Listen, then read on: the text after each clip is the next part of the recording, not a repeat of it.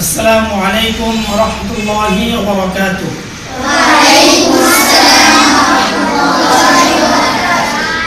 আপনারা সকলে কেমন আছেন? আমিও আলহামদুলিল্লাহ ভালো আছি। গরম খুব বেশি? অনেক বেশি না? আল্লাহ হেফাজত করে আমাদের সকলকে।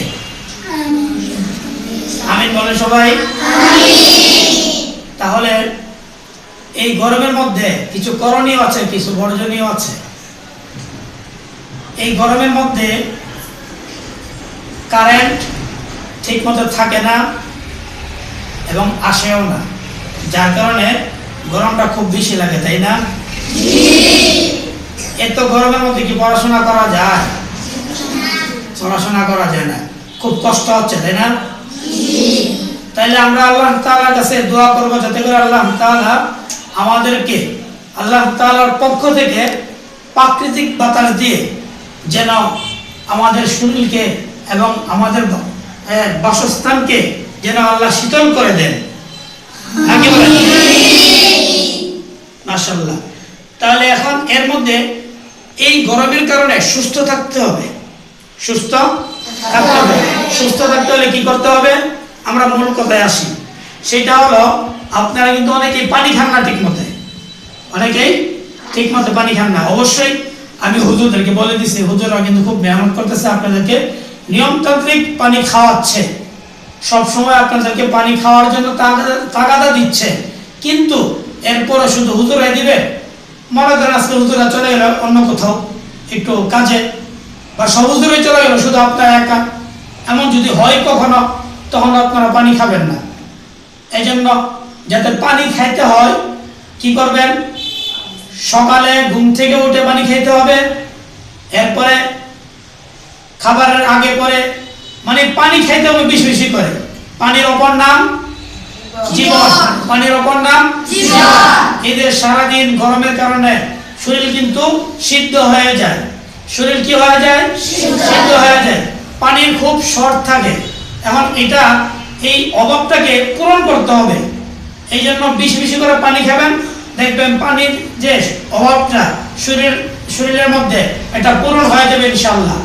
আর একটু ভালো যদি কিছু করতে চান, তাহলে এসএমসি ওটস সেরান আছে, ওইটা খেতে পারেন।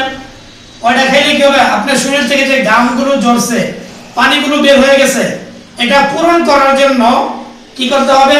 যদি এসএমসির ওটস সেরান খাইতে পারেন তাহলে আরো ভালো হবে। আরো ভালো হবে যদি লেবুর শরবত খাইতে পারেন। চিনি থাকলে ভালো না, তাহলে সমস্যা নেই, চিনি ছাড়া আরো বেশি ভালো। চিনি না খাইলে আরো ভালো। যদি না খাইতে পারেন চিনি ছাড়া, তাহলে চিনি দিয়ে খাইলেন।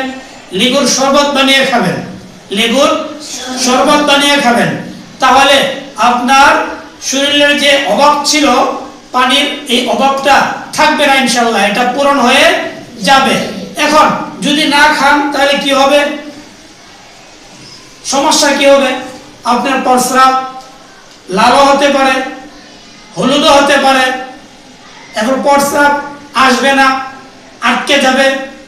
ডাক্তার কাছে যাবেন, ডাক্তার বলবে হুজুর পানি খায় না। আপনার মা বাবা যদি নিয়ে যায় তাহলে বলবে যে আপনার বাচ্চা পানি খায় না। পানি না খাওয়ার কারণে এরকম হয়েছে। ইনফেকশনও হতে পারে, ইভেন ইনফেকশনও হতে পারে। তাহলে এইগুলো করলে, যদি এই যে এগুলো যদি হয়, ইনফেকশন, প্রস্রাব লাল, আটকা যাওয়া, এগুলো থেকে বাঁচার উপায় কি? ওই আগে যেগুলো বলছি, নাকি কর? এই জন্য এই সমস্যাগুলো দেখা দিবে না, বুঝছেন? কারণ অনেকেই মনে করে আমরা আপনাদেরকে এগুলো বলি না, অনেকেই মনে করে আমরা আপনাদেরকে এগুলো বলি না। আসলে সকল প্রকার কথাই কিন্তু উস্তাদজিরাও বলে, সময় পেলে আমিও বলি, কোনো কথাই বাকি রাখি না। বহুত মানুষ আছে আমাদের বাংলাদেশে যে মনে করে যে হুজুররা এই কথাগুলো বলে না, হুজুররা সচেতন না, হুজুররা অসচেতন। আসলে কি এমনটা হয়? না, হুজুররা সবচেয়ে সচেতন, কিন্তু কারোটা প্রকাশ পায়, কারোটা প্রকাশ পায় না। আপনাদেরকে যখন বলবে উস্তাদজিরা যে এই কাজ করবেন, এই কাজ করবেন না, আপনি যদি না মানেন তাহলে এটা কি উস্তাদজিদের দোষ? এটা উস্তাদজিদের কোনো দোষ নাই। কিন্তু অন্যায় জন্য শুনলে বলবে যে মনে হয় হুজুররা এগুলো বলে না, হুজুররা আনকালচার, হুজুররা অসচেতন, এগুলো বলে না, কিন্তু আসলে এমনটা না। কিন্তু তাহলে যদি সুস্থ থাকতে চান তাহলে প্রথম যে কথাগুলো বলছি ওই কথাগুলো বলবেন। অসুস্থ হওয়া যাবে না, অসুস্থ হলে পড়াশোনা করা হবে না, ঠিক আছে?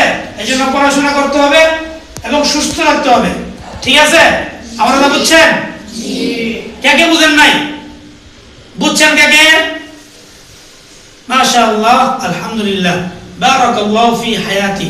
আমরা এই পর্যন্ত যেই কথাগুলো বলছি এবং শুনছি সেই কথাগুলো বোঝার এবং মানার ও আমল করার তৌফিক দান করো। সকলে বলেন আমিন।